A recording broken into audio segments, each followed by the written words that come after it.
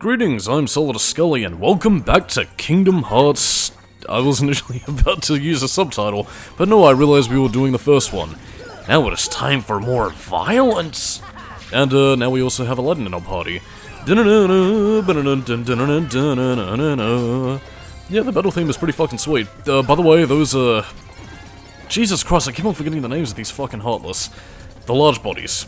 Yeah, they are dressed in Arabian Garden. As I believe I mentioned last time, they have a pretty big chance of stun-locking you, and their fireballs do hurt.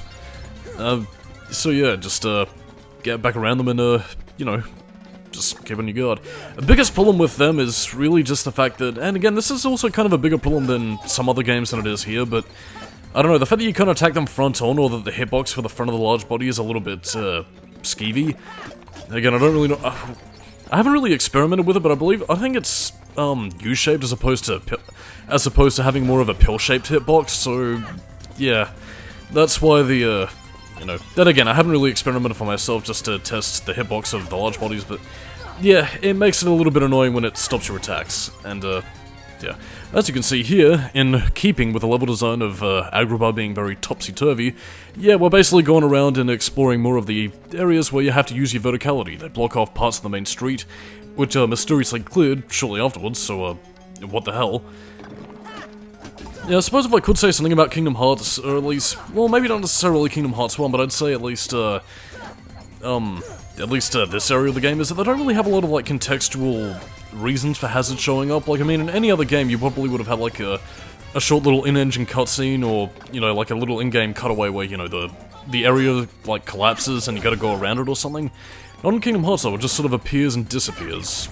Which, I mean, I guess it's just kind of textbook for RPGs in some cases, but mainly it's like a space-saving thing, but, it's still a bit pish.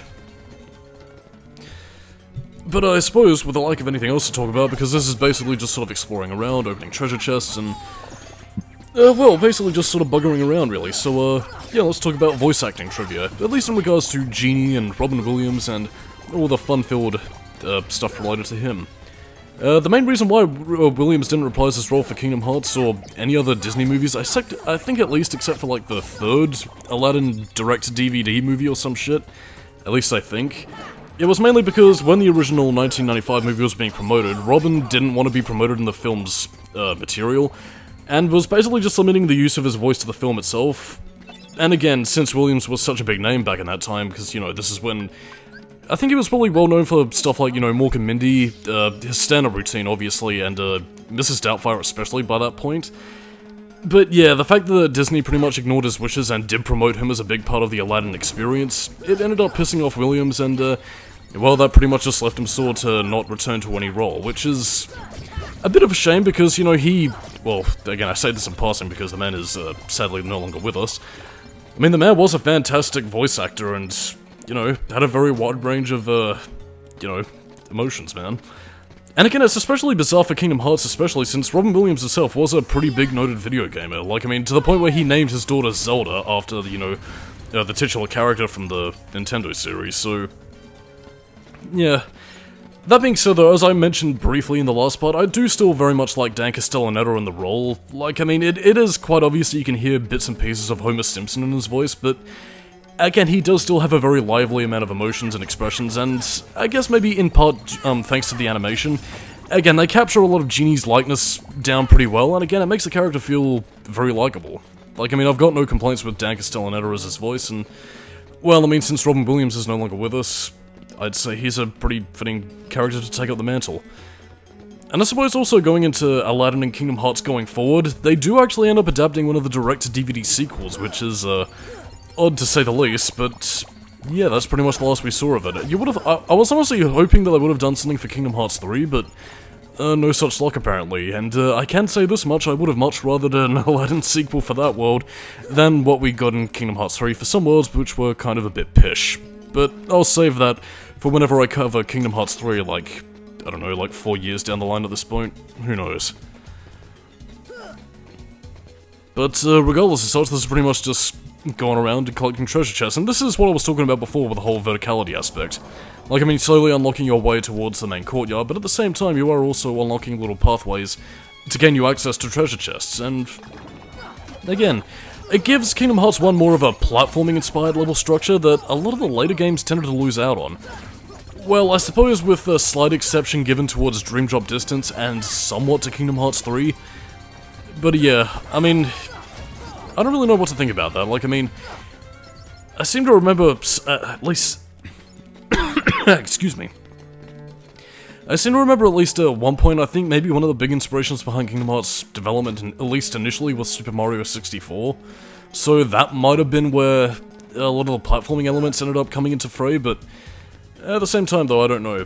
Perhaps it was done maybe for more of like an ease of attention grabbing, since I guess a lot of the developers knew that a lot of audiences and young kids would be playing the game, and as such probably needed a little bit more of an action focus than what traditional Final Fantasy or whatever would have had you doing.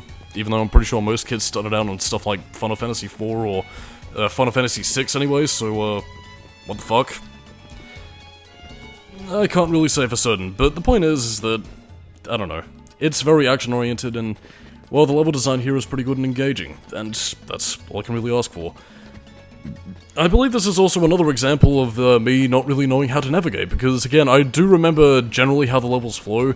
It's just that the order of steps, you'll find me going back into the courtyard. Part of it is for getting treasure chests and items and all that, but another part of it is also that I forget the sequence of events to trigger specific cutscenes and how to, well, progress the plot. Again, I'm also going to be using this as an opportunity to talk random trivia, obviously, but at the same time, though, like, it's also a case of, again, basically at this point you're meant to go back to Aladdin's hovel, his apartment, his house, that little living space where you found the magic carpet. And, yeah, that's pretty much how you progress plot. Again, it's really weird to try and remember this, because I recorded this so long ago now that I can't remember if I was just doing this to grind and I forgot to cut this out, or if this was, just the fact that I forgot where I was going, because I am a dumbass.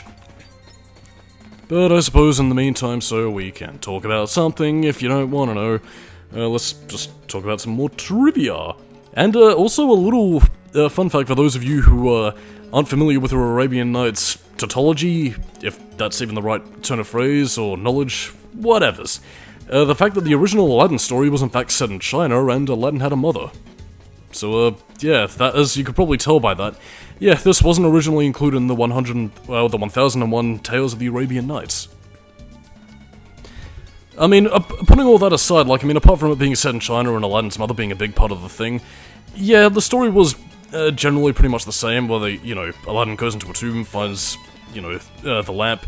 That also includes a magic ring, so, yes, there weren't any blue hedgehogs involved, but, yeah, the ring, the lamp, of course the ring being less powerful than the genie's lamp, and again, Aladdin basically just doing a bunch of kerfuffle, getting a lot of riches and bitches and all of that good stuff, and, yeah, so, whoopee.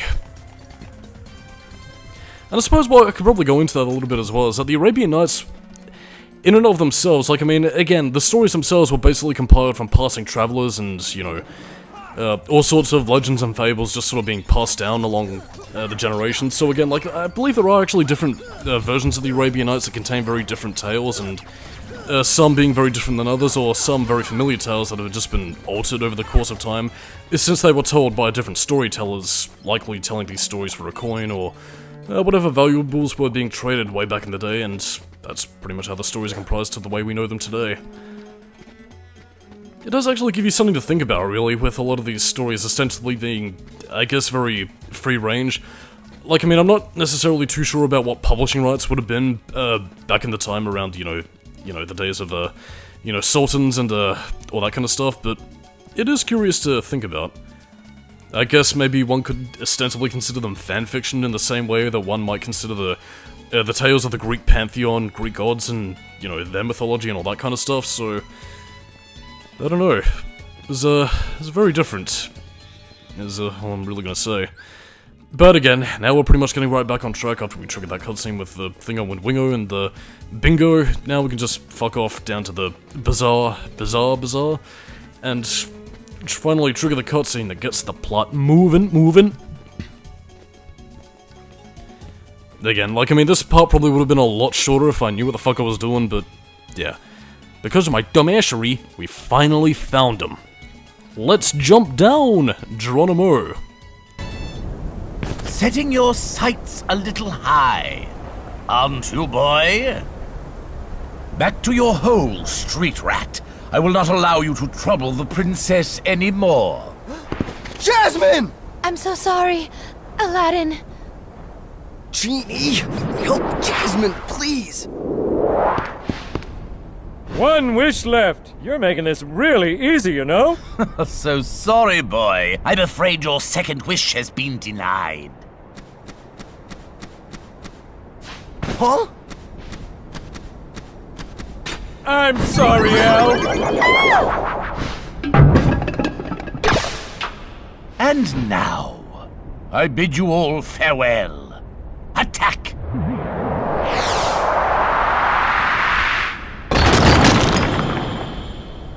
This brings to mind a few questions I have to ask, like how the hell Aladdin didn't see Iago just fucking around. Like, I mean, even in his peripheral vision, you know, he was distracted by Jafar and everything. Iago was still pretty fucking noticeable, especially with his loud, shrill Gilbert Gottfried voice, so why didn't he... Ugh, whatever. If it's not on camera, we don't see it. Anyway, this is, these... Well, this is actually a prelude to a certain, oh, fuck, I forgot what... A certain synthesis item we'll be getting later. Again, it's basically the precursor to the, pot spiders. Well, I can't quite remember that. It was like a pot scorpion or something? Oh shit, I'll talk about it when we get to it, but basically, mini-boss, Jasmine is kidnapped and no amount of finding will save her.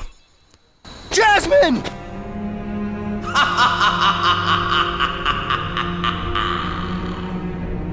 To the desert! Come on, let's move! So now it's a race against time to find the treasure and save Jasmine. And also stop Homer Simpson Genie from betraying us. But first, violence! And, yeah, that's pretty much all we have to look forward to in our lives. Again, to talk a little bit more about the boss encounter beforehand, again, you basically can't really do a lot of, front on it. Actually, you know what, I think I might save it for when we get to the pot scorpion. Again, as I rambly mentioned beforehand, that's pretty much key to getting a certain synthesis item, and, we will be back seeing that, because getting the synthesis items is, very, woohoo, it's a bit of a pain in the buttocks. And Sonic Blade is very effective. Again, I'd say Sonic Blade, especially around this area, you know, given the very congested streets and the fact that you have a lot of very large enemies around, yeah, you get the most use out of it here. I mean, Sonic Blade will eventually start to get neglected as we go on in the game and we get more abilities and such. And, one I probably would have swapped out for Sonic Blade, but, yeah, as you can probably tell last time with the next, well, in the previous two parts, actually, with a lot of the heats during the Coliseum, I actually don't go back there until very late in the game, so, yeah, we won't be getting one of my favorite abilities, Strike Raid, which you probably saw all throughout the Chain of Memories commentary for the amount of time that I abused it, but, yeah, we'll be getting that very, very late. Oh my god, it is a panther, a giant shadow from Devil May Cry. Whatever.